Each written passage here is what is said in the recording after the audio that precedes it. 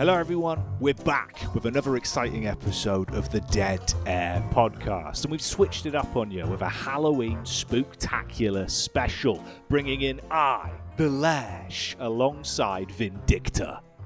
The crows obey. That's right, for today, I am Vindicta. But in reality, I am DAMP. Hello, I'm back on the podcast. And you are Jacky. The LASH, of course, for all intensive purposes today. I'm going to be death slamming through the webcam.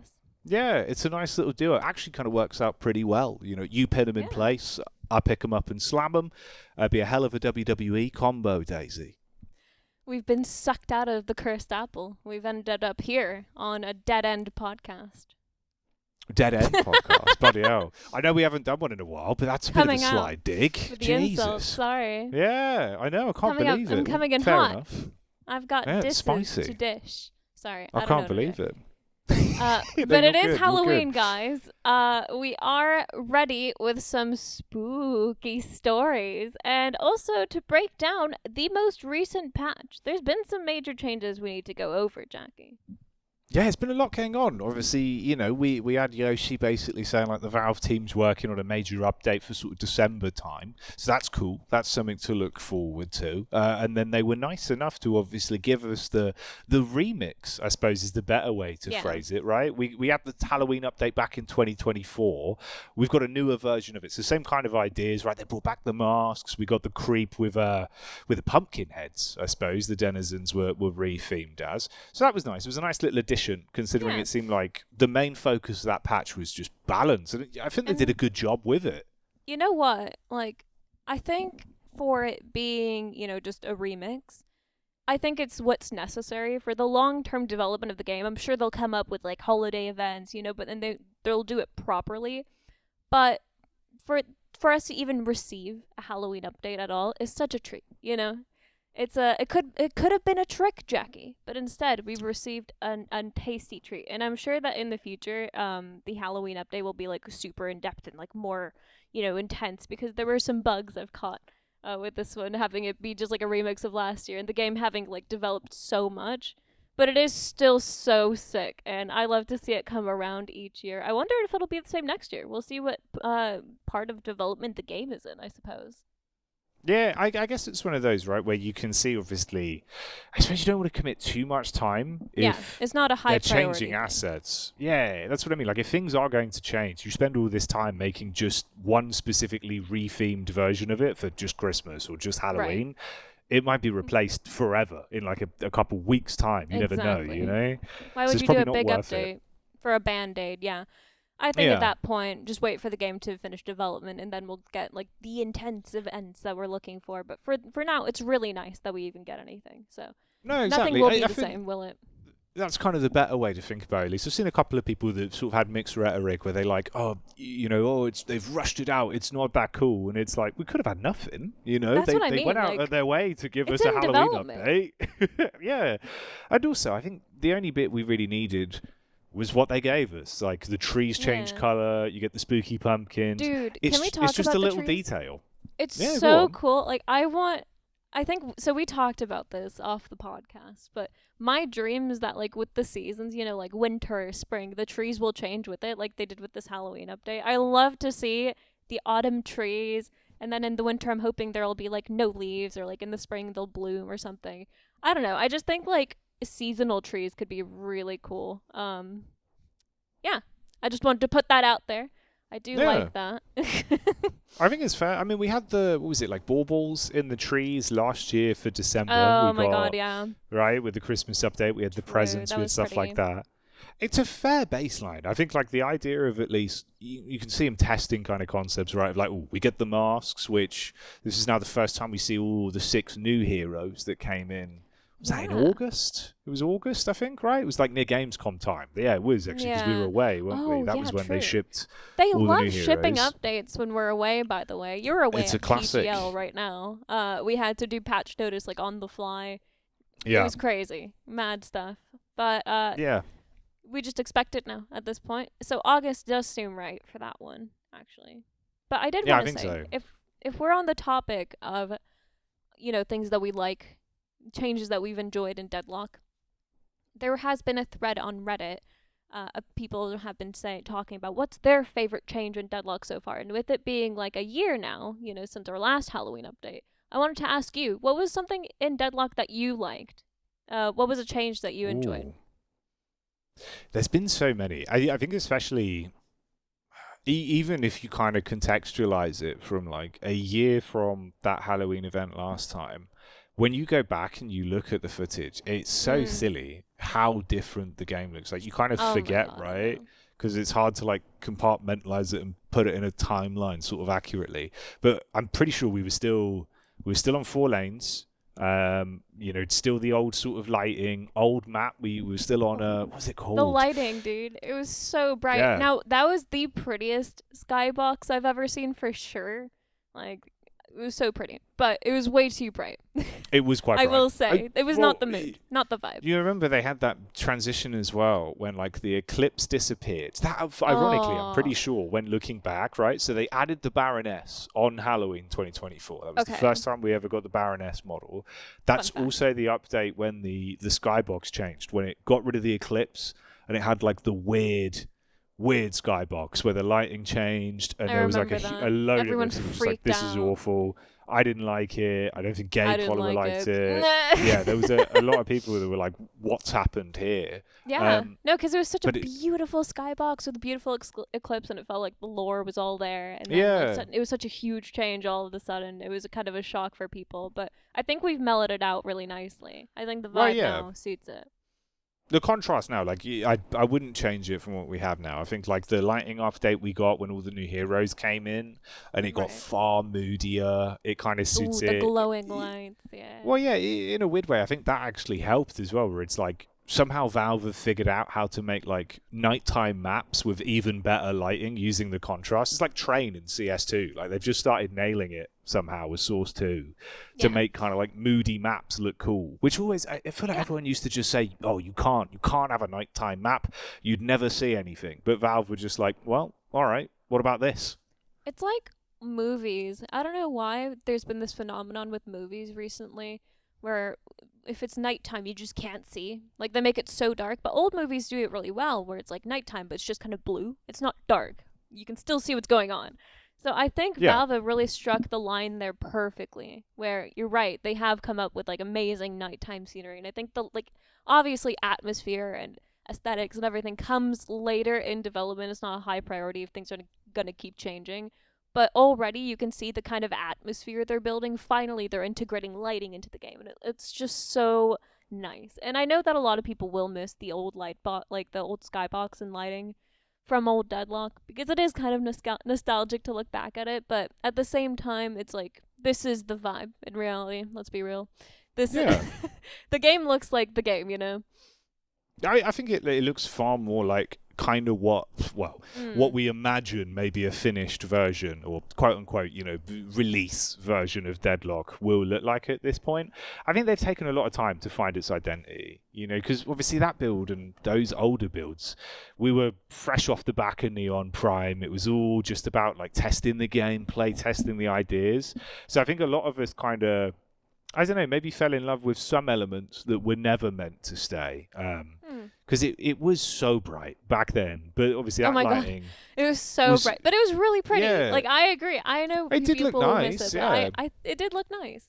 But contrasted by what we've got today... Yeah. It needs to be this, worlds apart. Sure. Like, that looks like a PS2 kind of lighting. This looks like crazy, like, beautiful lighting with reflection. You've got all the interior, like, little lights as well. It just feels like there's more going on. I think Deadlock feels way more lived in now. So I wouldn't regret that. I wouldn't, maybe give me like a little bonus game mode with 4 lanes or something on the side. We'll see how that plays. I was gonna say, and this is gonna be like one that like people are gonna get mad at me for, I'm sure. Is this a hot take? Comments. I can already see the comments coming in. Oh no! But my favorite. Well, I wouldn't say my favorite, but one of my favorite things have been the lane change. Mm-hmm. I don't like solo laning. I'm not like a tactician. It's scary to me. I think that duo laning fundamentally changed the game in a way that it needed to change, where like, so yeah, I understand people liked solo lanes, and like the 4 lanes did look very pretty. However, everyone gets 2 partners now in a lane, and I think that's really nice, because solo lanes just didn't make sense in my mind. I mean, I think it worked, but it specifically only worked in like that one variant of Deadlock, because obviously like the space between lanes was way closer. Yeah, true. You're so you right. could rotate, you could help each other. There was kind of encouragement of like, oh, well, if your mid lane is getting owned, maybe someone can rotate in and gank. Or if your mid lane is dominating, you could go hit the side lanes and help people out. Well, actually, it was outer lanes back then, right? It was the outer lanes that was, God, it's been so long. It was outer lanes that were so low. Dude, it's true. Yeah, because it was yellow and it was green that used to be purple. Bloody hell. Back then. And then, obviously you converge in towards the 2 inner mid lanes around the museum, like the mid-boss tower, the plinth that we used to have. It feels weird reminiscing on something we played for so long, but then it's been gone for like a year. I know that we're talking about things we liked, but the one thing I do really miss is that giant plinth in the middle of the map. God, I really miss mid-boss temple. Yeah. Yeah. It feels like the underground is really cool, and I'm sure it's going to turn sick. Like, maybe they'll make it a subway system. Who knows? Crazy stuff could be in the works. But honestly, I do miss that big building. It was so like significant for Deadlock. I do miss it for sure. It's like fun to look back on when you're like looking at past maps that they've like in the past. It was good. I think at the time, again, like it was a product of its time. Like it all kind of worked within that isolated version of Deadlock. But in hindsight as well, like it's weird. We've kind of had like a year of both now, so you get more of an idea. True, actually. Because we're kind was of like very at a halfway mark. I feel like. Personally, I think that was like March or something. Off of my own, yeah. random judgment. So don't take it for verbatim, but I do feel like this is, the halfway mark. It's been 2 years now. We've seen Deadlock change monumentally, like fundamentally. So much is different. And you're right. Like things that have worked in the past couldn't work in today's Deadlock. It has changed a lot. So yeah, it's a very different game. Do you want to see what some of the people have said they liked? What their favorite changes were, because I feel like we could get some different insight as well, and then we'll get into some ghost stories. I'll do mine. I'll start off with one that I think was nice. No, I was just saying, like I was just comparing it. Oh, you just enjoy how much the game's changed. Yeah, it was just a concept. I think introspective. In reality, a lot of the balance patches have been nice in terms of like the quality of the game. We'll speak a little bit about some of the Halloween stuff that they changed, because there's a lot of balance stuff in this one. But in terms of like a lot of good things as well, it was a really good patch for balance. I think for the quality of the game. We'll talk about it. But thinking back on sort of major updates or major changes that I really did enjoy, I think weirdly, the biggest one was probably the item overhaul, when we got all the rebalance for the items, all the new items. Then we started to get all the new item artwork. That was always a weird one as well, because I think shop. Yeah, that's what I mean, right? The shop update was my favorite change. That's it. That's my favorite change. Is the shop update. My goodness, I want more of that. Like more shop-looking UI. More like where it looks like it's in universe. It's so cool, and the glowing of everything about it is so amazing. The shop update is my favorite, hands down. That one was really kind of what bridged the gap as well, of even trying to get newer friends to play Deadlock, because it felt like we'd moved away from 4 lanes. We had 3 lanes now. It was kind of easier to grasp like the flow of the game. It was a little bit more fleshed out. It looked prettier at that point as well, so it was easier to be like, oh hey, do you want to try Deadlock? Do you want to jump on? But that item update, it's mad how much they bundled with it. I'm pretty sure we got the new hero shader, so everything started getting a bit shell shaded. I remember. Dude, I remember when you were like, does this have like a faint line around it? Yeah. Because it was like, it was weird, because like we booted up the game when they crazy. shipped it. No, exactly. And I was looking at like Dynamo and like Wraith, and it's like there's like an outline. Yeah. And that's what I mean. I think that that's one gave also them a great change. True. Right? Because that gave them like a huge leap of being able to kind of look at it and go, okay, again, like Deadlock style's changing. It doesn't need to be gritty. Yeah. It can be a little bit more comic booky, fit that sort of theme of the game. I know a lot of people do have like criticisms for that as well, but personally, at Dead Air, we thoroughly enjoy it. We love the comic book art style. We really lean into that kind of stuff. So we love it. I really think it's in the minority now as well of people that don't like it. I think it was a knee-jerk reaction of a lot of people that obviously were like, oh, welding hat McGinnis, kind of daytime lighting. This is how the game's going to look. Too soon, Jackie. Too soon. Don't bring up welding hat McGinnis. That's still very opinionated. They can add skins one day, and then we can just get an Arcana welding mask back. Add it on. That'd be cool. It's fixable. It's fixable for those people. But I think that was a big one. What is another huge change that I thought you would enjoy in this thread, by the way, is Go on. shooting souls gives you ammo. That was a banger. Unnecessary change that was. You used to have to buy an item for that. Gee, ammo scavenger, which again, that's what I mean. Like that was it wasn't a pointless item, but it was an item that felt like it should have been core to the game for so long. I remember there was loads of podcasts we spoke about it. Like it was always something I was kind of like, oh, that'd be awesome. I know you were a huge proprietor for it. I was an advocate of the soul bullet, that trademark LASH. So when it happened, we were like, whoa, how amazing. No, that was sick. I think that shop update might have also been when we got the Sinner's Sacrifices changes. Remember before, they used to they were boring. Like, I'm going to be flat honest with you. You punch them, ironic that I'm dressed as LASH, you just beat them up. And it was slow. Like, it didn't feel fun. It felt like a worse variant of a jungle camp to farm.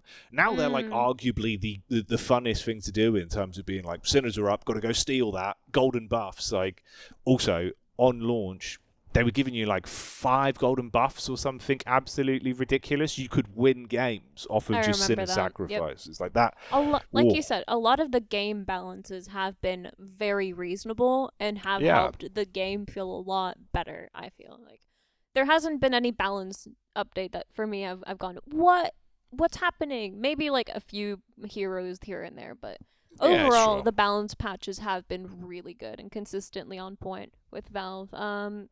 Another thing, by the way, a major thing we've forgotten about, changing the item slots to have no limit per category and limiting slots to 12 max. Oh, that was an insane change to the game. And a really good one, I think, personally. That's what I mean. That's what I was saying. This is great. That's why I was saying, like, the item update was so pivotal because I even kind of forgot about that, like, slot lock the way it used to be of, like, categorized items only. Which, again, I didn't hate it at the time. Like, it was fun. It was core to Deadlock's identity, right? Yeah. It made sense.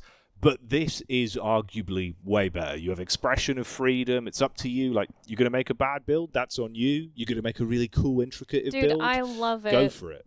Yeah. I love that they just took away the limits. Like, just build what you want. Fair enough, Just have these. Pushing boundaries. Exactly. I like it more. I think it definitely is a good change. The last one we'll talk about before we start moving to other stuff. The hideout. Yeah, it's so easy to forget. It's so easy to forget, didn't right? Exist like 2 years ago. Exactly. What an amazing change to the game. 4 months ago, like, I think, right? However long ago August was. No, they didn't come out in August. There somewhere. Surely. It was the hero update. It was the hero update. Is when the hideout shit. That's what I mean. It feels like we've had it for so long, but it isn't. Yeah, no, that's crazy. It's like one of the most recent updates. I'm always talking to people about how cool the main menu is for Deadlock. And like they just did like an interactive menu where you can hang out with your friends while you wait for a game. No other game does that anymore. It's so boring. It's like a Battlefield lobby or a Fortnite lobby or some even a Counter-Strike lobby. Like it's all the same. Yeah, even but to CS2, have an interactive space where you can like influence it through your gameplay, through like voting or like playing the holiday events, having a snow globe in there. It's so cool. And like it also is so much fun waiting for a game with your friends. Yeah. Like that sounds insane, but it is. I'll great. give you this as well, right? Because this it sparked a thought I had today. Like Dan said, I'm at PGL. I'm here doing interviews. So I'm in this room and then I'm with a mic, Oh, you've won. Well done. You've lost. unlucky. I'm getting insights, basically. That's what I'm doing. PGL Masters Asking the Bucharest. important questions. Actually, perfect timing as well. Depending on when we get this out, you might be able to tune in, catch me dressed as the Lash for Halloween. Yeah. Okay. There you go. First of all, we've been planning these costumes all month. Like, I like to. I know I want to seem like, oh, this is casual, effortless. I spent 4 hours on this. My paint's already coming for off. a while. I'm sorry. I tried, but honestly, like, I worked really hard on this costume, and Jacky also worked really hard on his. So you might see him on the internet tomorrow. You might see him on the broadcast, but it will look sick. I think it looks really cool, Jacky. And I think this also came out pretty cool as well. I got a little crow. I tried. He's lovely. Thank you. What's his name? Crow Familiar. Just the ability, not like Crow Digby. Familiar A. Just Crow Familiar A. There's but multiple. I'm blue, dude. This is my first time I tried body painting. It was You've named weird. it. But I tried. I think it came out pretty good. I like Halloween. I like dressing up, and Vindicta's always like been a favorite of mine, so we went for it. But I'm excited to see your LASH cosplay on the broadcast. That'll be fun, for sure. It should be good. Yeah, we'd death slam away and do some dive strikes. It would be the most ironic one if I do like a losers interview, just hit him with you were struggling. Let the LASH give you some tips. Probably not on broadcast. It'd be a bit BM with the team. The Jacky wants to know, what was that match like for you? That's what I'm saying, right? Like something like that. But so back to what I was thinking of, right? Okay, so sorry. Whilst I'm here, no, it's fine. It's one of those where we both do this. I feel like we set each other off and then we get lost. It's just ADHD. Like we're just bouncing off each other. It's like the more aggressive version of a Jacky Blank podcast. We're like. Dude, this is how we are all the time. Like it's awful. It just keeps going. This is What why were the you videos saying? are so good quality. Yeah, sorry, my bad. Okay. So anyway, I'm wandering around, right? I'm doing the interviews, and I had a thought, like in my head, it popped into my head. I was just like, that's crazy. It's mad, actually. Oh, that brilliant. never happens. Thank you very much. I was like, it's mad, actually, kind of like obviously working on Counter-Strike and being involved in CS for donkey's years, like my whole life, and then looking at like other events as well that obviously PGL run, like international Dota, stuff like that, and you look at sort of Dota 2. It's mad when you think on it of how many games Valve have that are staple Valve titles, what you think of when you hear the name, but they all stemmed from mods, or they were a game that Valve bought. Like, Dota, Defense of the Ancients, that was a Warcraft 3 mod. They bought that out. Like they brought Ice Frog on, hired him, gave him a team. Right. Actually, Dota Deadlock 2 blew Deadlock's up, the right? only game that's like its own thing, right? Or other than Half-Life. Well, so other than like story-driven games, like Portal, Half-Life, there probably is more Ricochet, maybe. Well, that's based on Tron, so but I still, don't know if that one really I see counts. your point. But you get what I'm getting at, right? In my head, I was kind of actually thinking about it today, and I was like, the Hideout is a perfect example of like, if you're a Dota 2 player, why would I want to waste 2 minutes loading into a cool themed map? I wouldn't. I want to just queue my game of Dota and that's it, because that's that's what you've been doing for like 20 25 years or whatever. Yeah, same with CS. It's the same kind of idea, right? Of like, people are either deathmatching or they're playing an official. Things are done. Yeah, like, and you're used to it. And Valve probably don't want to step on anyone's toes of being like, we're switching it up, because they cultivate what the community came from and do it like in a respectful way. But Deadlock feels like the first time in a very long time where they can actually sit there and go, you know what?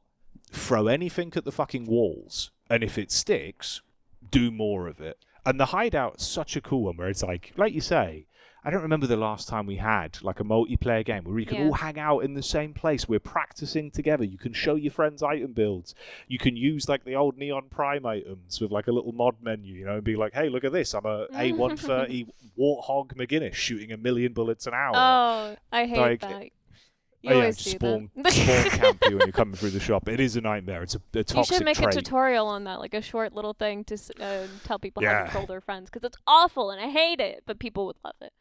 And then it spreads, and then everyone's doing it. But I was going to say, it does just feel like, and this is just me, right? This isn't, certified official. damp opinion. Yeah. Yep. This is just certified damp opinion. Entirely wrong. Could be. this feels like a new generation of Valve devs that have come in, grown up on Valve games like Portal, Half-Life, all these games, Counter-Strike, whatever.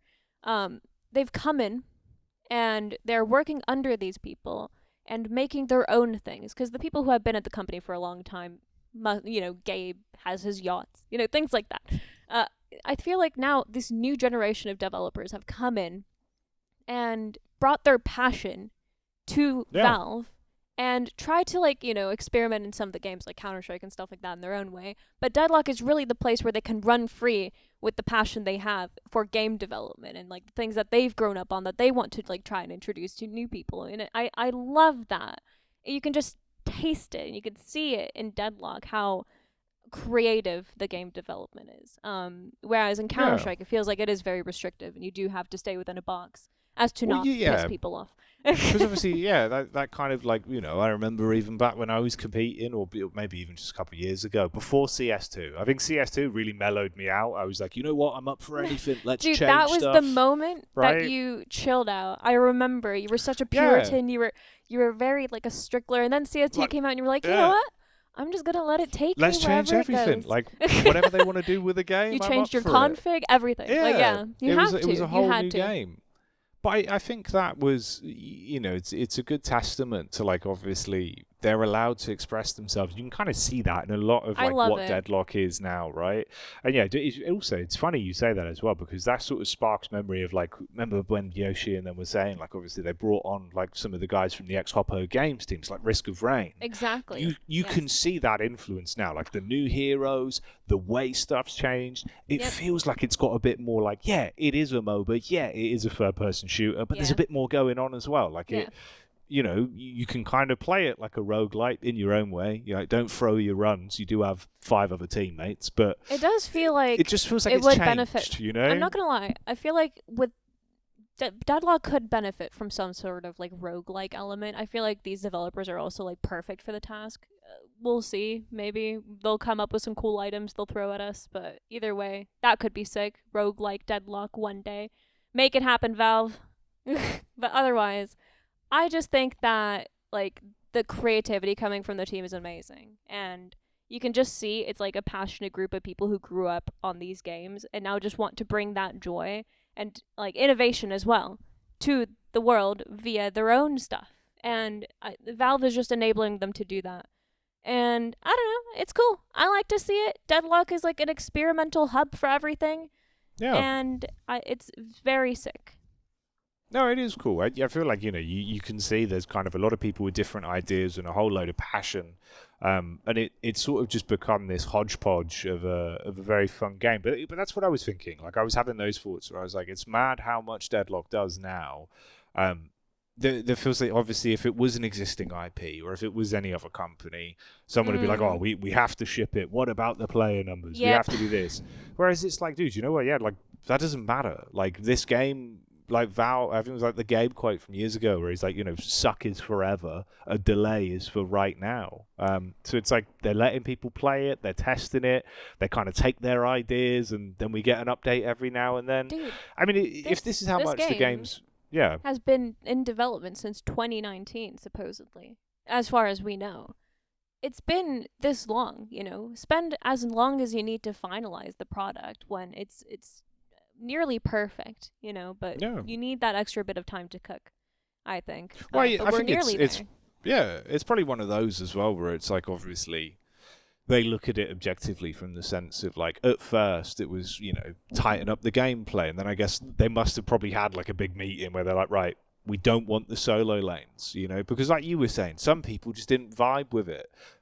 Honestly, even back then, I remember whenever we play, it was a frenzy to get in a duo lane with your friends. If you played with all 6 of us, it would be 2 of them have gotten lucky to get in the duo lanes, and it was far different. It gave you more sort of, I don't know, tangibly a better laning experience where you could communicate, you could play off each other.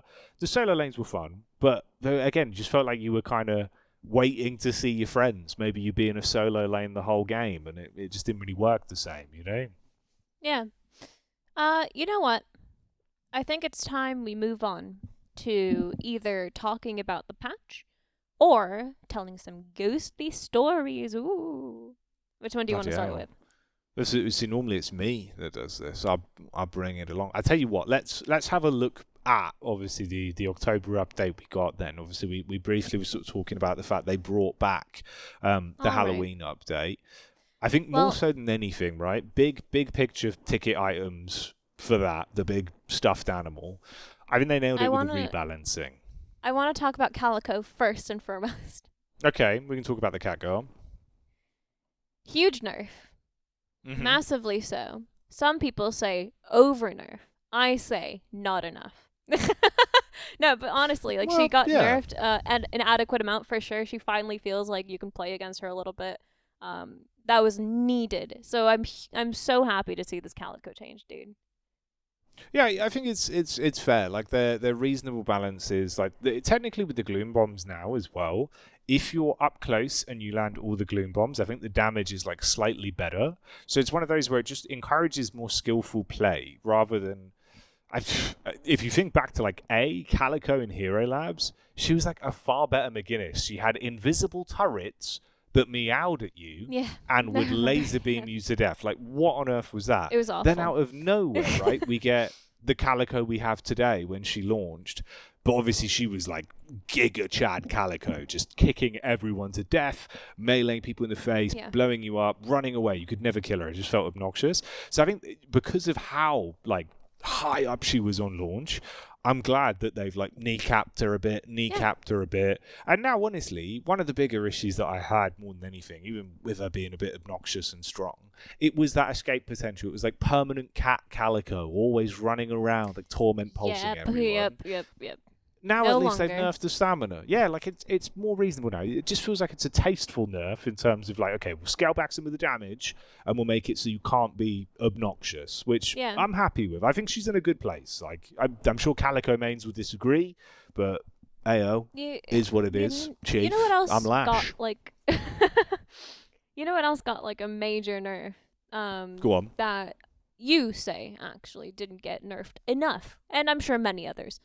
Ethereal Shift. Let's talk about that. Yeah. I mean, I just hate E-Shift as an item. It shouldn't be an item. Let's be real. It's obnoxious. Like, well, I mean, look, I could say that about many items, which would be kind of, it'd be obtuse of me. I'd be like an oblong. This specific but I don't item, like E-Shift. Yeah, it just always felt like such a free, get out of jail free card of like, it was off cooldown all the time. You could just use so many other things in conjunction with it that I was glad. Like, this was one of those where you look at it and you're like, you know what? You've targeted the problematic items. Because obviously E-Shift starts the conversation, but that whole patch damp, like, they basically just went through and it was like anything that gave you way too much healing, way too much escape, way too much kind of... I don't know. The bigger issues with Deadlock for me, as of late, have been like finishing kills where it feels like that should be a frag. That should be a someone should be dead. Oh, it's so annoying when I get someone to like 1 HP and they just won't die. It's like, it's the worst. Cheat death, E-Shift. I've hit a bounce pad. Suddenly I'm a cat. It's so prevalent. It was just getting really awkward. So that was the best bit of like looking through those item changes. It felt like someone at Valve had this revelation where they were like, well, look, it seems like a lot of people are being able to get away with poor macro. It doesn't matter if you're out of position. It doesn't matter if you go in like 1v5. You can deal some damage, and then if it gets risky, just peace out. But now it feels a lot more reasonable. Part of that as well was the air vent changes, which a lot of people I've seen are kind of either okay with, or a lot of people are like, why have you done this? But I actually think from playing a fair few games... I think people are confused, that's all. They're wary. Well, it looks weird. As a change, you're like, what do you mean you're going to get stunned for using air vents? That seems counterintuitive. But honestly, after looking at it, makes sense. Yeah, I don't think it plays bad at all. Like, in reality, again, it's a knee-jerk reaction, right? Like, you read it in the notes, and you're like, well, this is going to be awful. A stun. Yeah. Like, what? Why have they done that? But then you play it, and in reality, it's like, I mean, you have to be out of position. You have to be really reckless in your escapes to even notice it. Or, like, even fighting for, like, bridge buffs and stuff like that. If they're not right behind you on the air vent, even with the duration of the stun, you can probably still fight for the bridge buffs. So I think it was a good change. I think it just was a weird one out of nowhere. It seemed sudden, right? It seemed like a bloody hell, like what's happened here? They've changed air vents, you can get stunned. It's interesting. But I think it's good. I think for the health of the game, making it so like good macro, good map position, and in that theory as well, good communication is way better. So I think that's something that like a lot of people you don't fully have with Deadlock yet, where like you're just not comming stuff. We're gonna talk about you're not bringing it across. comms, are we? I Well, feel like you don't that's a have to point whole anything, conversation that we need to have. That's a different That's subject. a whole different topic for a different time. Yeah. But Different coming is a conversation. problem in Deadlock that we definitely need to touch But on. I think this would help it. I think for like public play or being able to play with your friends and teach them stuff, all of these changes would at least make it a little bit easier to finish people off, to not have too much sustain, and not just run away from it's fights. fair enough. Honestly, this whole patch seems very balanced, very understandable, fair. The one thing, though, I didn't understand is why is Warden buffed more? Well, I mean, why is his base bullet damage take increased? Like a bit of hybrid gun Warden. You know what? The thing is, I think it was more everything else was so much stronger than Warden that, in perspective, he was in a worse spot. Where like, yeah, I've seen a lot of people that are really angry in terms of like, well, Warden's still not playable, he's still not good. He is like, yeah, they kind of made it so you can't just flask people to death as easily. Yeah. But if you build him right and you're good at playing Warden and can approach fights properly, I think he's really good for what he is. Like you know, you can control fights. You've got a lot of good damage. You can lock people down. I think we just had it way too good. Watching you play Warden, there's a lot you can do. It's a deadly character, you know. Seeing these buffs to it, I'm like, oh my god, he's just gonna get worse. This is awful. I mean, again, it wasn't that drastic, at least. Where it's like it's all right. Honestly, it's not that bad. I'm just like exaggerating, it helps. But you can do but more it is DPS funny. with his weapon. Like why? Yeah. Infernus the one that I was interested was the binding word by 1 meter, because that felt like such a weird change. Like, oh, okay, just an extra meter on binding word. They just wanted to even out the number. That's fine, you know. Yeah, it's fair 20. actually. Do that update. Everything gets rounded to the nearest value. Just see what it does. Could be a laugh. Yeah, it could be a good meme. You know, actually, I don't know if it's with this change. It was, but there was like a hidden update within the update that it wasn't applied to the game yet, but we are in talks about VAC. So yes, okay, yeah. There are a lot of updates to come out of that as well with this patch. Basically, they are now gathering data, statistics, and whatever to have VAC identify whether something is like a suspicious value. Like if you have a parry script and you're parrying on the percent, like on 0.1 milliseconds or something. Every time, it'll catch that every time.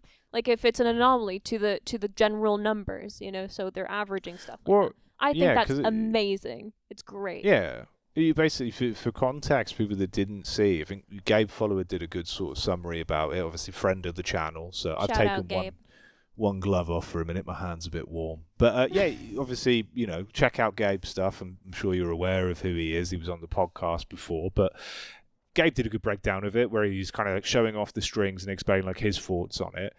We had the system, right? Obviously, CSGO, we had Overwatch, which if you didn't play CSGO, for any of the viewers out there, effectively it was like a community way to vet other people, in the sense that like someone does something suspicious, you report them. It goes to Overwatch. A person that has good trust factor and has like an old account or whatever, or played however many games of matchmaking, gets sent that demo. You watch it. It shows you rounds that Valve's, you know, whatever kind of robot in the room has decided were suspicious rounds or normal rounds, to see how a human would go, yeah, this guy's spin-botting. This looks suspicious to me.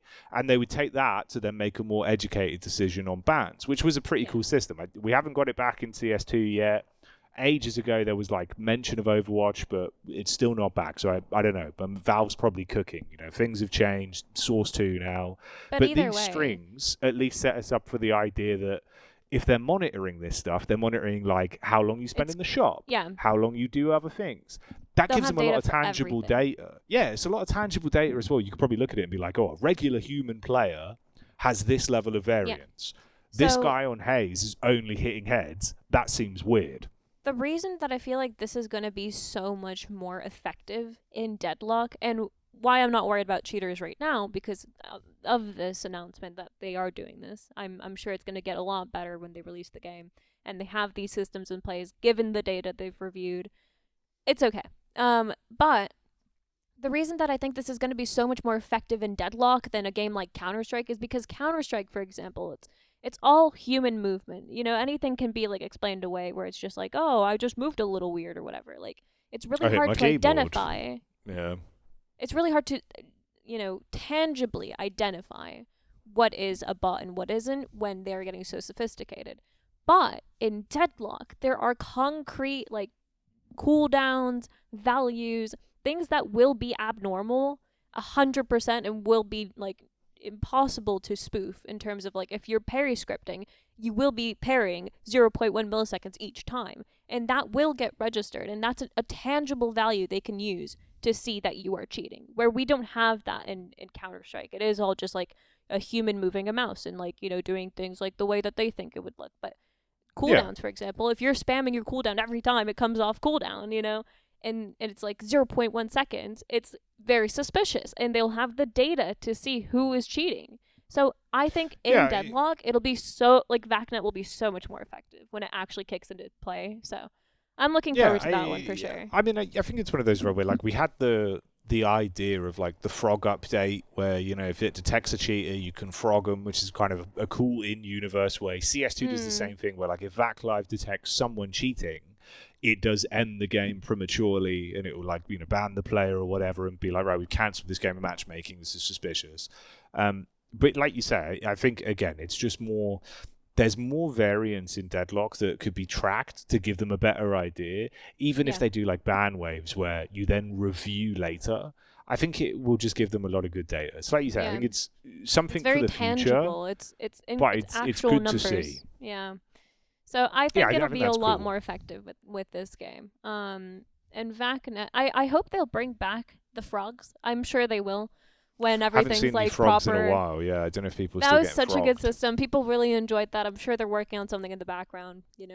I trust them. But the frogs were so fun.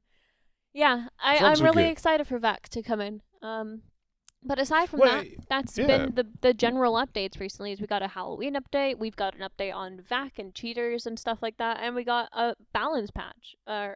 We got one more thing, didn't we? Am I crazy? No, I think that was kind of it. Like, the balance patch was the biggest part of it, right? Like, obviously the Halloween update was very cool, and I saw people with that, where they're just like, oh, it's not a hell of an update, but it is a hell of an update. It's cool in the sense that you've added, like, all that stuff back for people that just enjoy playing Deadlock. It just keeps it fresh again for a couple weeks before we go back to the classic. It's like having one scoop of vanilla. I'm having my one scoop of vanilla, but then suddenly I've got, like, one scoop of strawberry, and I'm enjoying strawberry for a week, and then I'm going to go back to vanilla. It's just it's nice. So I'm happy. I think final thoughts in terms of, like, the balance patch itself, though.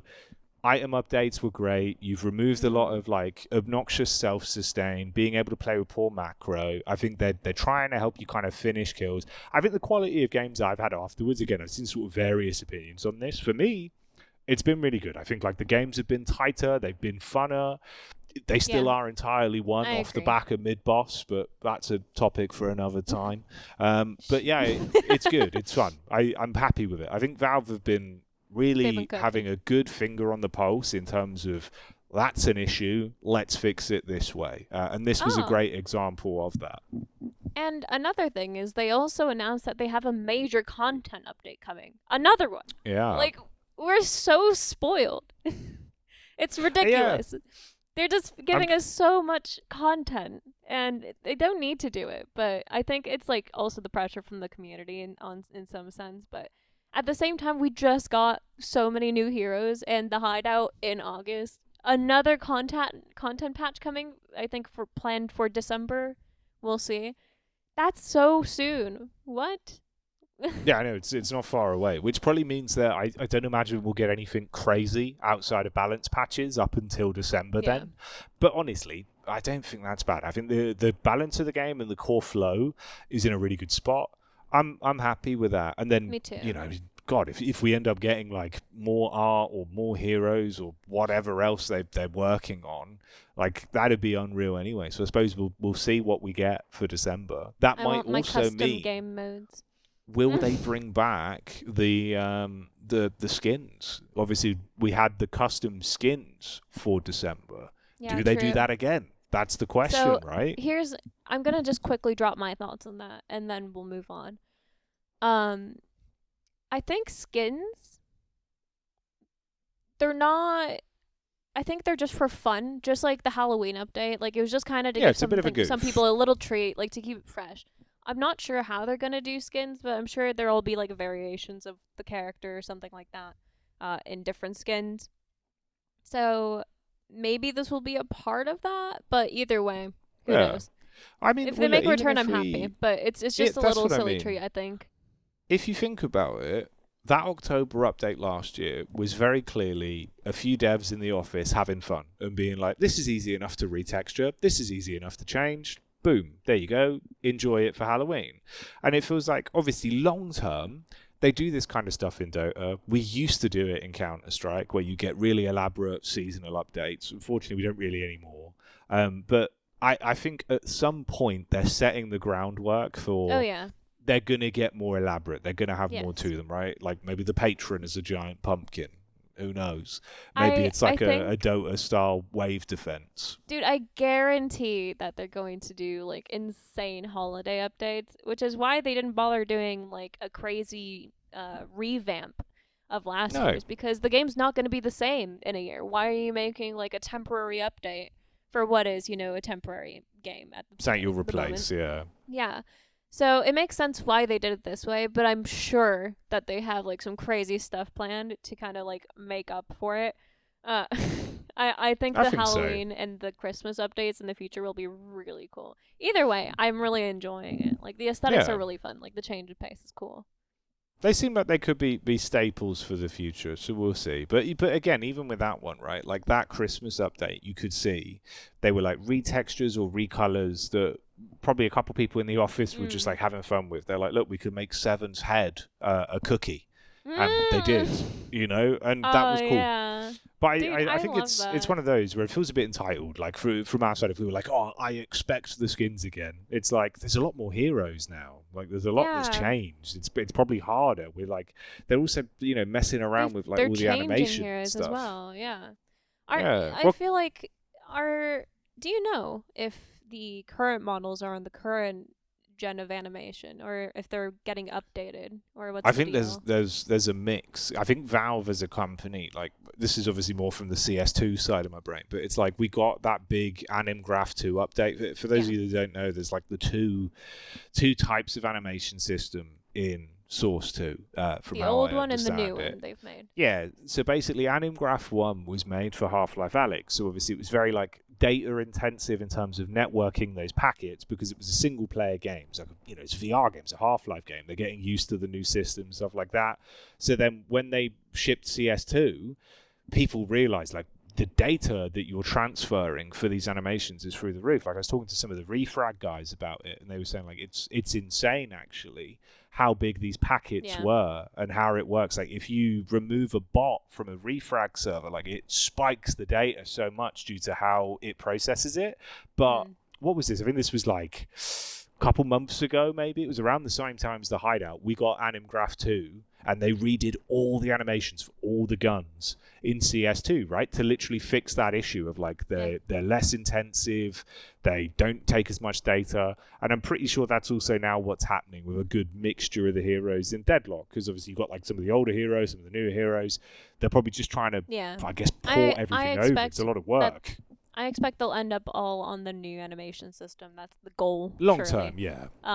So that's the thing. It's like, would you really spend so much time investing in these characters whose animations are going to change, whose designs might change? I don't know. It's not like these skins will be permanent because the characters themselves might even change. But I do think skins will work in a way kind of like Dota, where creators will make things and maybe we'll vote on it and it'll get officially added into the game, things like that. But for right now, I think it's just a fun little treat. But we shouldn't take it too seriously. I know people really took it seriously like last year. I don't think it's that. Yeah. Well, I think with lot all of people, the behind the scenes things that like are going on, that's not going to be final. So I think a lot of people got wrapped in where it was like, if I had CS skins the minute they came out, I'd be a millionaire. So they're like, I've got to get all the skins. But it's like, dude, Deadlock, very, very obviously, Cookie 07 was not going to be forever, but I think at the I time a lot of hope it people is, convinced bro. themselves that it was. I Maybe we hope get it it as like a is. throwback meme. Who one knows what day. his final design's gonna look like, to be fair, but I hope He's it's got a similar so cookie. we can have Cookie 7. Cookie 7. Yeah. Cookie But 7. yeah, I think Cookie that's 7's it's not one real, of he them. can't You know, hurt you. you raise a good point though as well, where it's like obviously that's how they do Dota skins. Like for the first, I think Yeah. the first few years, it I was think that's all how it's gonna work. in-house, very strict, kind of like follow the guidelines of the character, and then after a few years, they let you have a bit more like creative expression in terms of like they got more crazy. The skins got a bit more ridiculous. Like an axe could look entirely different from a normal axe. Whereas then, like in CS as well, the same kind of idea, right? Like creating stuff, obviously, like making stickers for Counter-Strike and stuff like that. There's way more creative freedom now in terms of the sort of skins we get in CS2 than what we had in the first few years, and that's all through the community. And it's funny, obviously, you say it because like we already have a huge modding scene. Like the people that are good at it and they put the time in and they enjoy so doing good it. at it. It's mad as well when you look, because it's like a lot of these people are either like really talented university students, people that do this for fun, or even people that work for like different games companies. Yeah, and they that's just what love surprised Deadlock, me. and they're making skins because they're like, well, I've got some free time, I know how to model, and it's like, okay, like random dude from Epic Games or it's really cool, random lady from somewhere else, like you go off. With every we try not to talk about this because we don't want to bring more attention to it, obviously, but the problems that we're having with mods being essentially cheats nowadays, they're definitely going to do something about it. There's no if, it's just a when, and it's unfortunate that the people who are just creating cool skins will suffer for it, but I think that will get replaced through the official skin system where it's gonna exactly. be kind of like Dota, where you can make things and like it'll get submitted to be official in game kind of thing, like an official skin. I can see that. I think that's how it'll 100%. transition for sure. Like, so they still have an appreciate. Like, I think Valve see the cosmetic side of it and they appreciate it. So I think they'll give them an avenue. I think you're spot on where it's one of those where tangibly, like, there really is a problem with a lot of modifications for Deadlock that go way over the line, not even towing the line. Like, people are objectively cheating. We don't endorse those kinds of mods. We never promote those kinds of mods. That's not the fun of the game. No. Like, Mod Showcase is only ever going to feature visual mods. That it's in the name, like visual it's creativity. showcase. It's the creativity coming out of the Deadlock scene that we always try to showcase. Artists, creative minds, everything like that. But that is just, and obviously, it's just a besmirchment on mods, honestly, the cheats. I think that's one where it's like UI mods, if they're just like, you're changing the profile pictures. Some people have made some awesome ones, like you're working on one. Yeah. Exactly. Like if you haven't seen the Pantheon Stocking remixes that Damp's been doing, we'll link them below so you can check them out. I'm currently working on the next one. Please wait and be patient. It's so hard. It's very coming. difficult, but I'm working on it. It might even feature the LASH. So there's options there if you like different heroes. But we'll get icon packs on the go. I think that kind of stuff are all things that Valve will probably look at for like monetization in the future, where like, you get the community on board to make icons, you get the community on board to make skins, sound packs, stuff like that. Because I don't think they want to punish the modding community. I think it's just a few bad actors that obviously you have to do something about, that you can't let it go on forever. Like, you have to make an official system or statement or at some point when the game comes out about these kinds of cheats. And I think that'll be the day. Because CS:GO, I remember. God, I didn't expect to get into the modding conversation. I know. I'm like, it's a hard topic to talk about. Well, it's one of those with his varying opinions. I think everyone kind of has the same understanding of like, even in Yoshi's message where he said like, no, we're not going to ban you for mods. If you want to play with mods, go for it. No, because we like mods and we like showing off cosmetics mods, but we know what's going on. We see. Well, he was also very clear, right, in that Discord message where it says, but these cannot be to give you a gameplay advantage. That was since the start. Since day one. He said that. Literally since day one. I did want to talk about, though, moving away from mods. From the moods. Yeah, that's fair. Let's talk about. Let's get into the Halloween aspect of this podcast. I know we're in costume, and that's like been the extent of the spooky. But like, let's go into some ghostly stories. It's taken until the end of the podcast. This is fine. The Reddit man will be happy who goes, oh, they're talking bollocks. Don't worry, we saved it to the end. But obviously, it's the Halloween Spook-tacular. So what did you expect? We're going to dress up and just tell fairy stories? No, we're going to tell scary stories. I do have one. Well, I've got 3 of them to start off here. Wait, what? Yeah. You've got 3 I've stories? told you I came prepared. Yeah, I've got some Are these that real very, stories? very short. Ambiguous. This one could be. I'm not sure. So I've looked into it. Okay. I do actually have one scary story that was real before that, actually.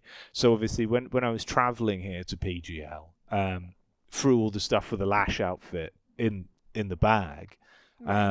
Also, the reason why I don't have a rope with me, obviously, probably not smart to go through an airport with a rope and a massive hook. So left that at home. But, Daisy, there was the hand wrap, obviously, the workout gear, all of it in tow, boxing gloves.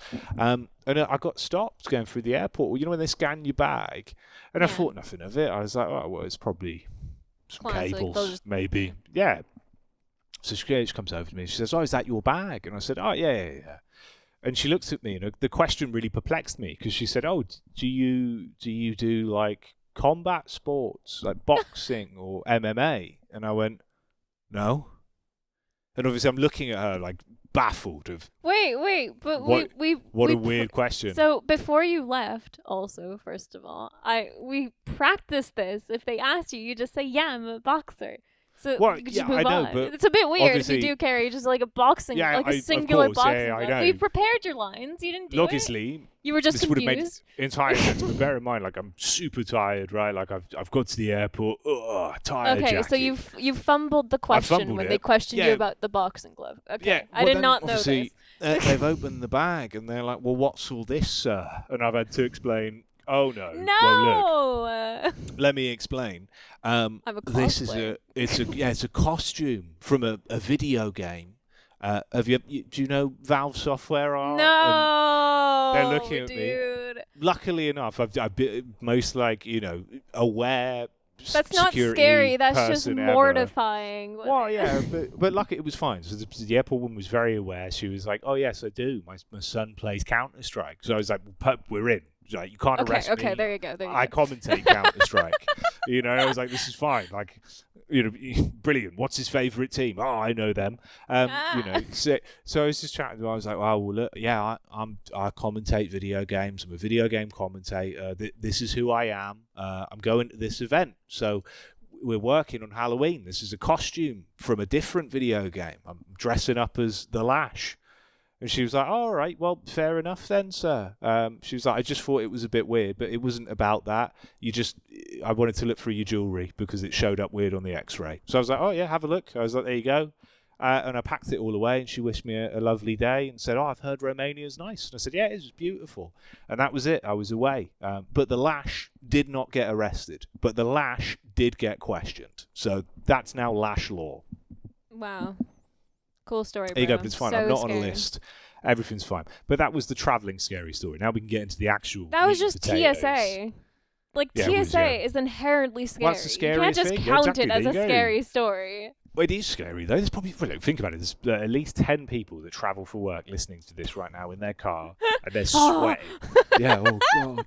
Actually, Imagine you're if it was probably me. not wrong. It's real That's what I'm life saying. horror. But I'm trying to See what get, I mean? like, spooky. All right. I'm trying to get Okay, spiritual up in here. I'm going to come out with the scary No, story. hang on. No, I've it's got my one for turn. you. You've All given right, go me, on. like, a terrible story. We need That to was just a redeem teaser. this. That was a build-up. That was like a mouth waterer, That was a little palate That was cleanser. just you getting questioned at the airport because you forgot your line. That wasn't even going to be in. I just remembered and thought I'd tell you. But yeah, go on. No, that's thank you for telling me. My turn. So this is a story. First of all, let me preface this by saying my whole life I have been followed, surrounded. I've experienced ghostly things. You can choose Ghostly activity. you can choose not to believe it. That's fine. I'm not trying to convince you. I'm just saying. But it is Halloween, so that would be rude. It would be. But I'm just saying this is my experience. And when I met Jacky, actually, he didn't believe me either. And then after, hanging out for a while, he's realized that I'm right. But it's fine. You are So- cursed, yeah. Yeah, I am slightly cursed, but it's okay. So here's a funny cursed story. I Okay. was in uni and living in this really weird ass house. Like it had a bunker. It was mad, Ooh. but it was really cool and big and sick. And I had some cool roommates, and I was like, cool, I'll just move in here. Didn't think anything of it at the time. This house ended up being haunted as hell, mate. And like it was the worst place I've ever lived. I've experienced like a lot of ghostly stuff, but that was I Okay. think poltergeist level haunted. I would constantly have stuff like knocked down from like high shelves. Like if I had like paper towels or something, I just bought paper towels for me, little college student. Bam, like a volleyball, like it would like Bloody spike hell. it down. I would always get my stuff just spiked on the ground, or I'd feel like a cold hand on my, like a really squeeze on my shoulder and like whispers in my ear, and it was like cold.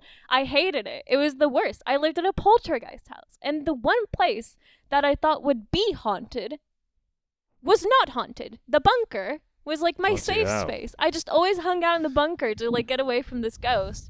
But there was this ghost just constantly haunting me, scratching me at night. It was awful.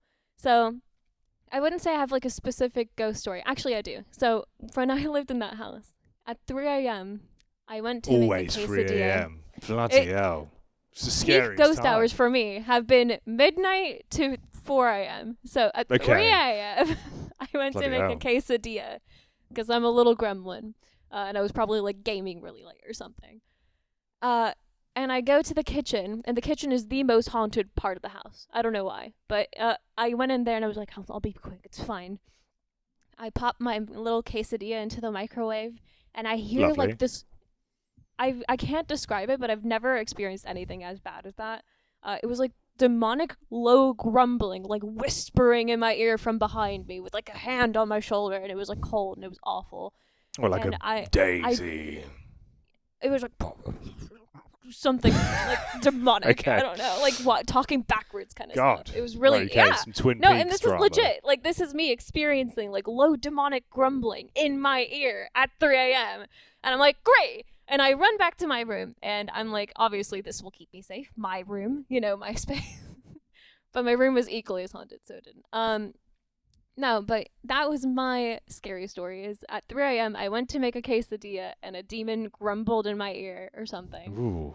And Bloody that hell. poltergeist house was just like the worst living experience, the worst think ghost I've- experience. I think I figured it out. And I think I know what happened. I think you had a ghost cat knocking stuff off, stepping on you. The low grumbles. yeah, wait, you're probably right. just it I woke meowing. up with like scratches. was My a ghost cat. stuff constantly got punted on the ground. The only thing It I was just a can't ghost describe cat. is like just the hand on my shoulder. But you're right. Wait, That maybe does that sound was a very paw. cat-like. Maybe that Huh. was a paw. It's recently. You see, it was a cat. It was a ghost cat. We figured Okay, it out. I actually Hear kind it of feel dead better air. about that.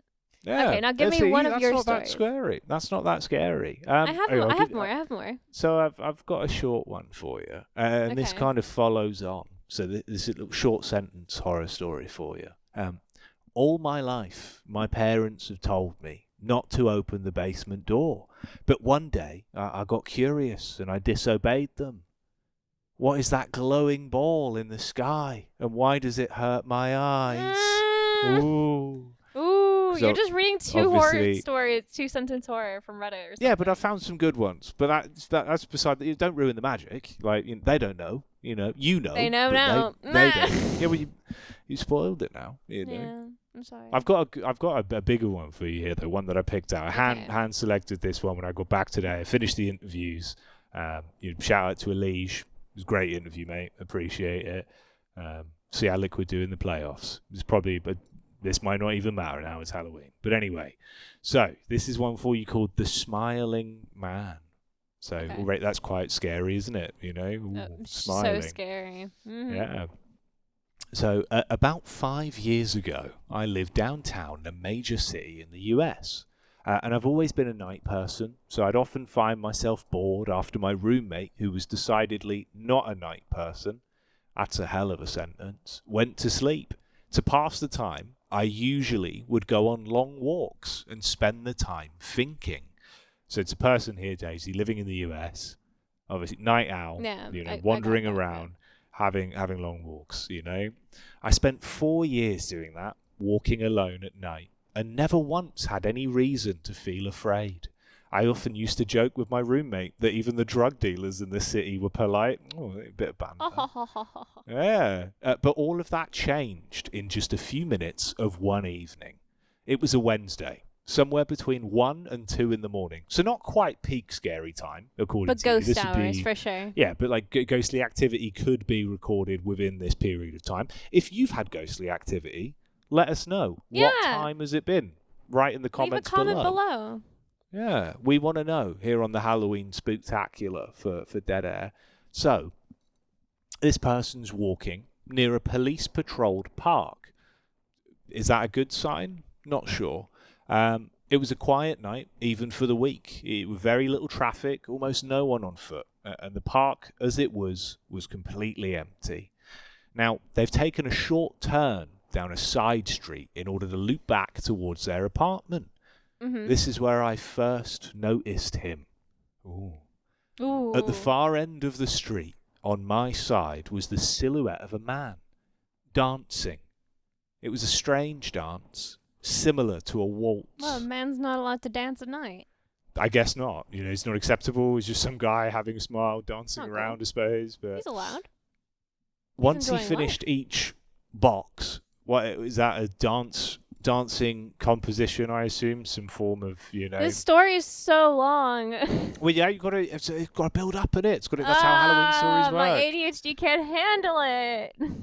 With an odd forward stride, I guess you could say, he was dance walking, headed straight for me. Ooh. Ooh, this is kind of scary. Wouldn't want that. You know, dark night in Birmingham. Someone's just dancing up on you. yeah. You're challenged to a dance That's battle. weird. Yeah, it's 4 a.m.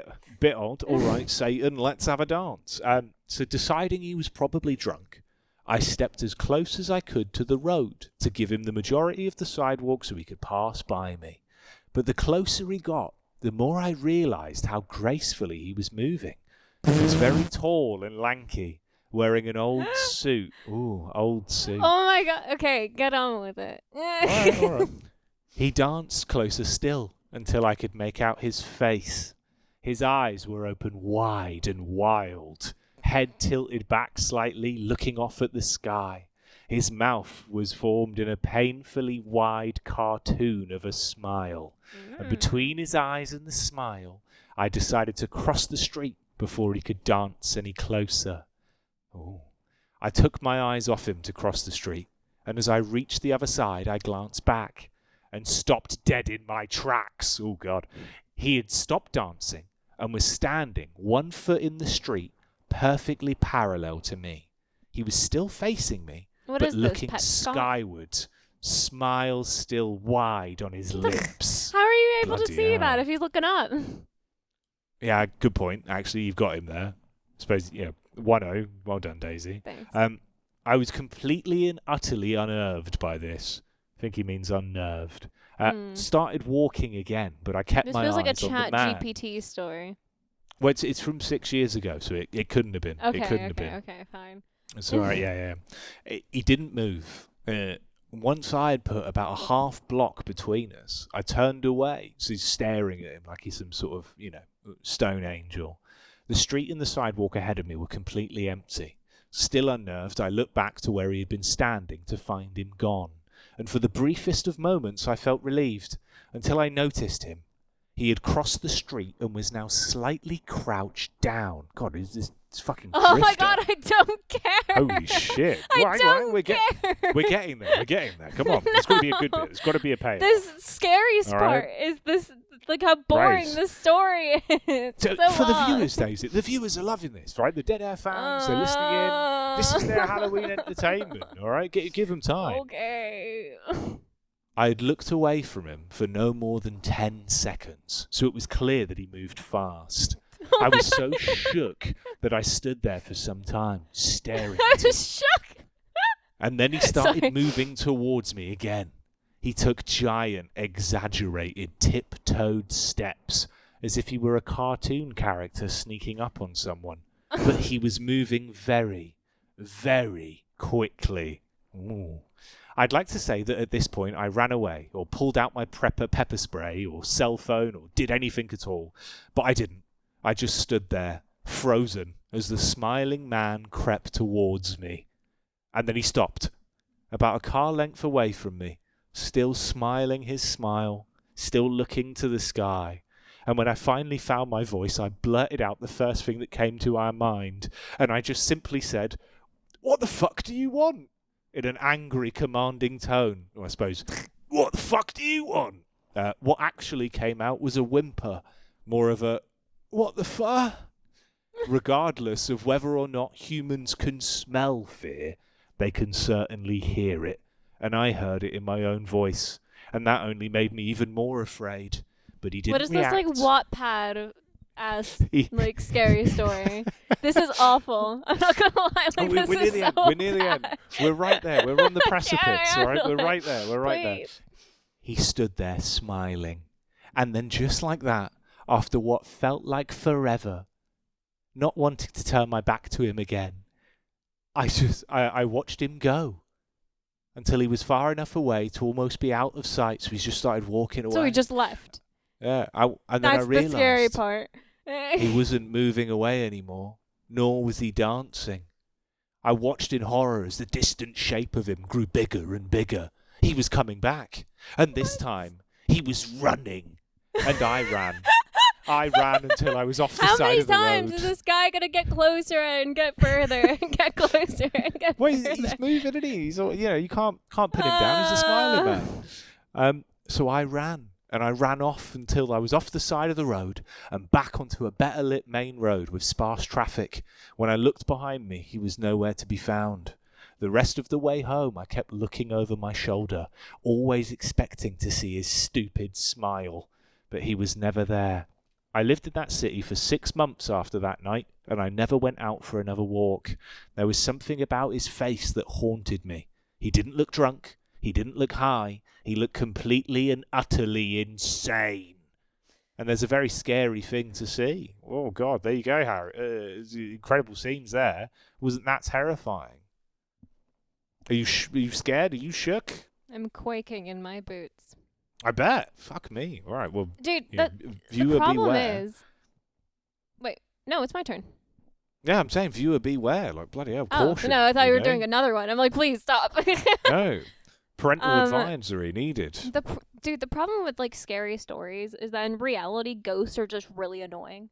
Like, some of them are really scary. When I lived in that poltergeist house, that was terrifying. But for the most Yeah. part in my life, ghosts have just, like, turned off lights or, like, opened a cabinet. It's like they just kind of That's what they mess do. with you. They're just silly. Yeah. Like they just like to mess with you a little bit. It's kind of just like a scary story is like, oh, the ghost opened the cabinet.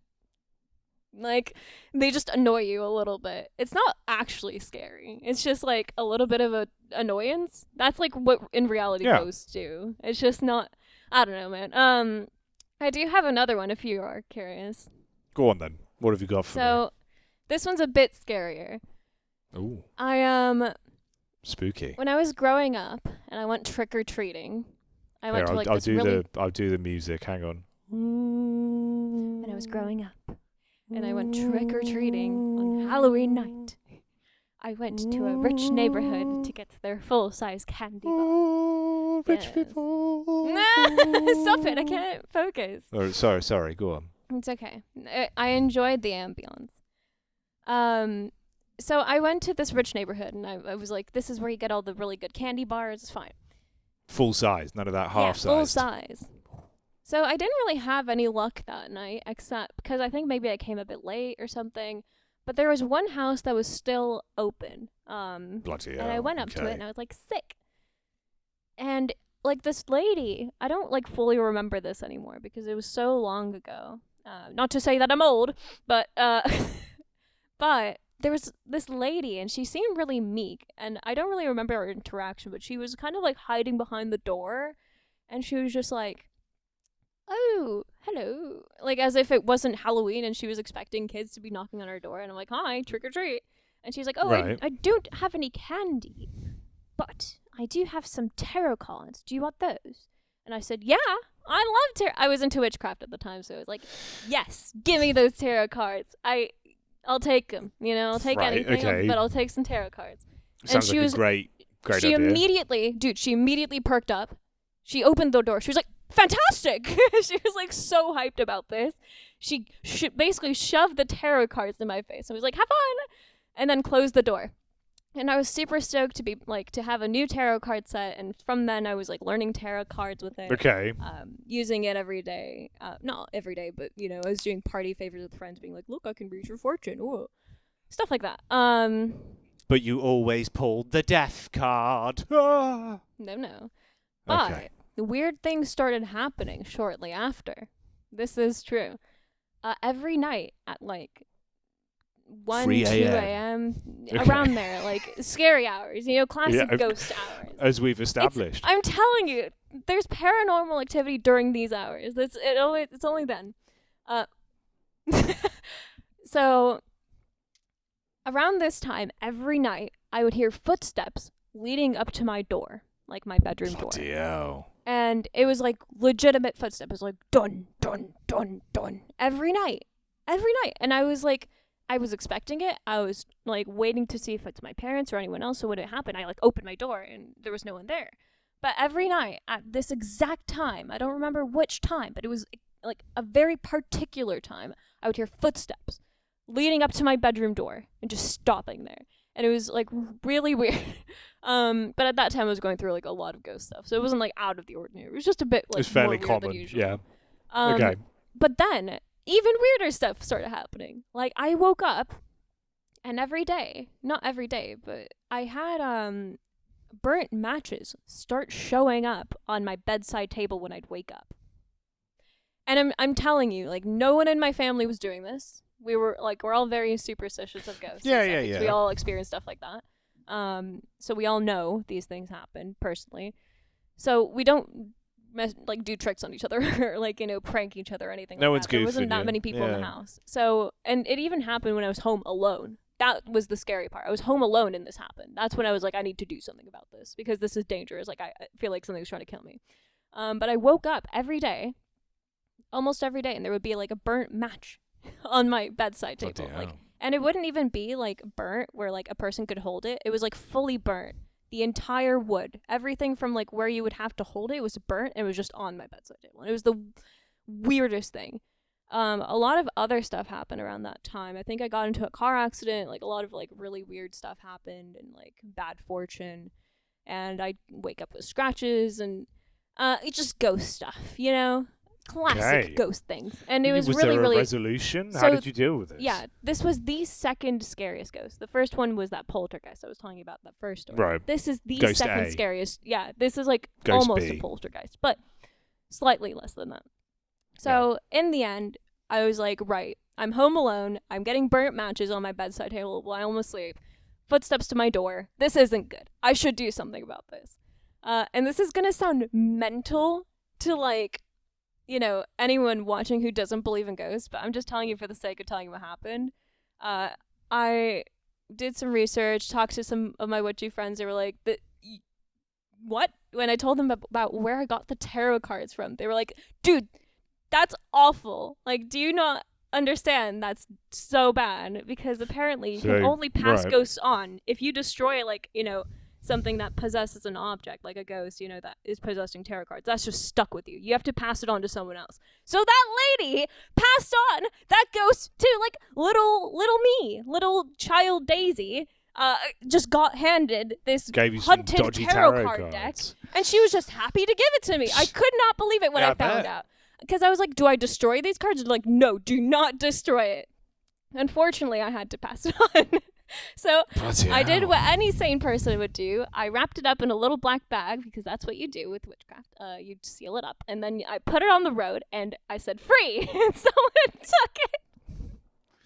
You left it there and someone And probably I took left it. it there. And Bloody when I hell. did that, everything stopped.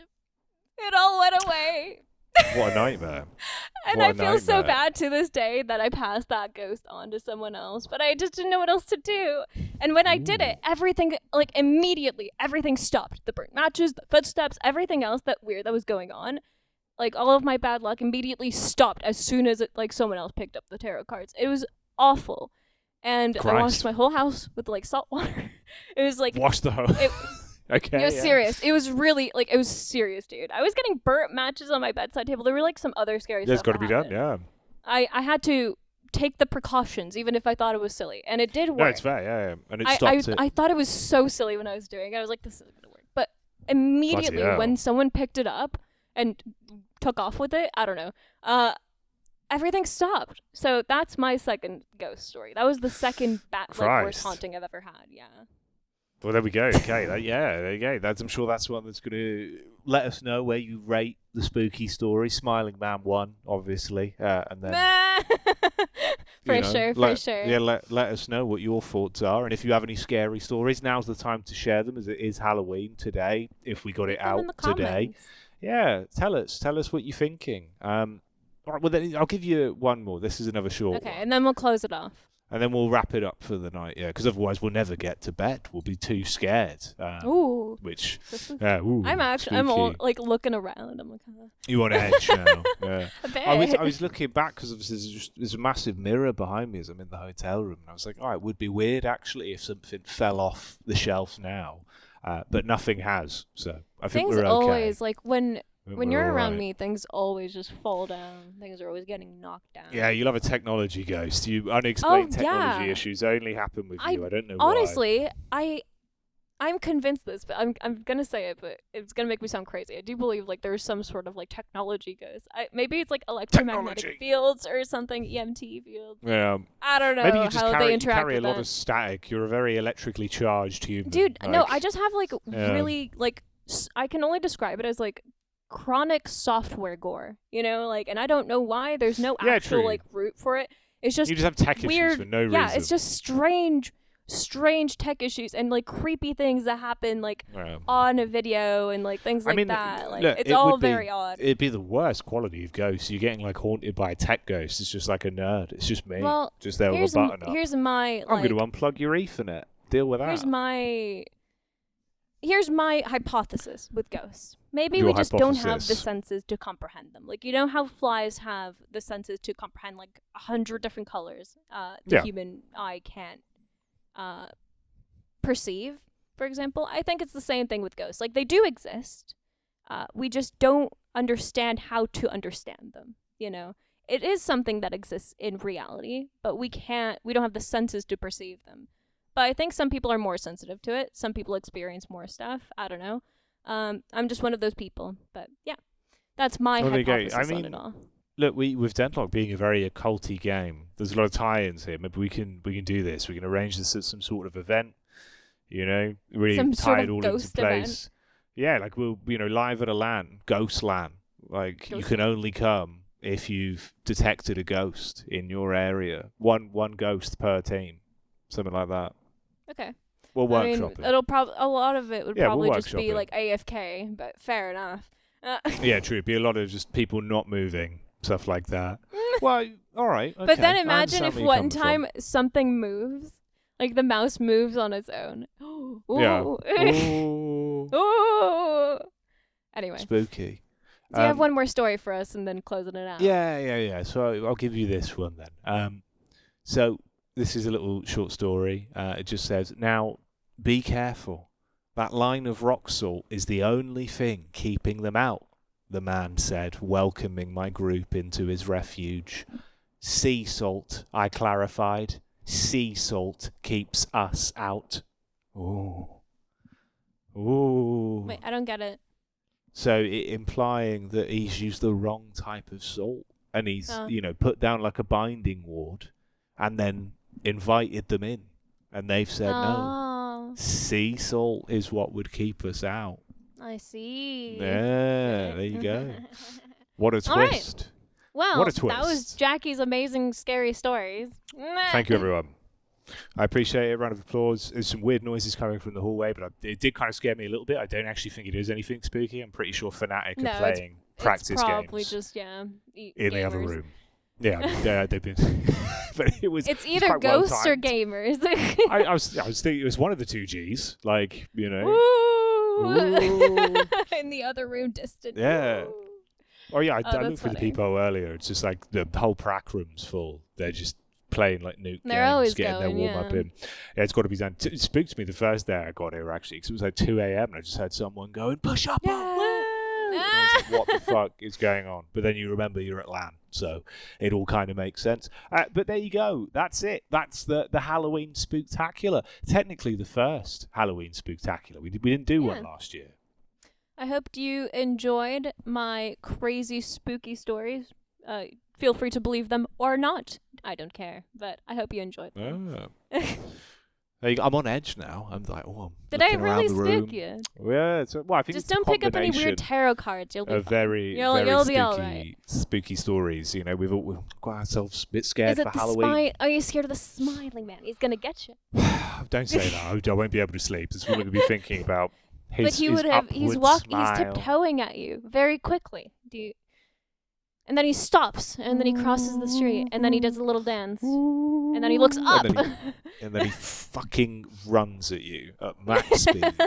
What they've literally described is the average encounter with Drifter in a lane, which is quite impressive, actually, how that's tied in. So maybe it is just like someone's experience in a video game, and they made it like a horror. Look, also, you know, he's like a 30,000-year-old vampire that's been walking the earth for so long. Maybe this is where Drifter originated from, in a town in America. Oh God, it all ties in. All ties in. Yeah. You know what, actually, as an encore, here's one last one. Okay. Thank God this lifeboat is not full like the others, the man said as he climbed into the boat from the freezing water. Yeah, right, this is a lifeboat, said someone from inside the boat with a chuckle, as the boat moved towards the next dead person. Oh. Like it, you know. Right. You this get was that the one? Dead Air podcast. I hope you enjoyed. I'm going to do the outro We're out. for you. We're done. We'll wrap it up.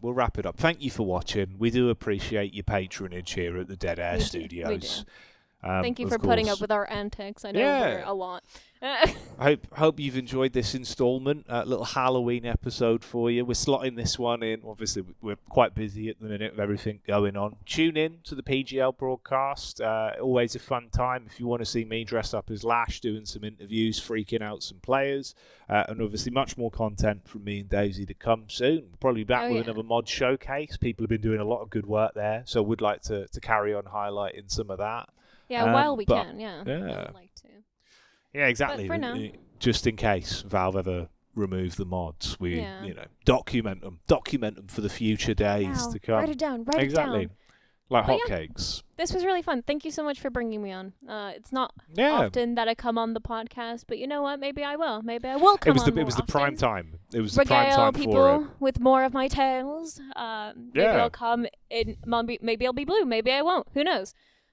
You never really know. Now, it was a good time. It was fun. Are you gonna do like a Vindicta-based outro for the people? I've got an ending for you. Ooh, okay, little twist on the line there. That's pretty good. Okay, I'll give you something and then we'll close this out. I guess more like, you know, Bebop started doing uppercuts, so I started doing podcasts. That's it. There you go. End it there. Scene. Bye, guys. Right. Bye-bye, everyone. See you later.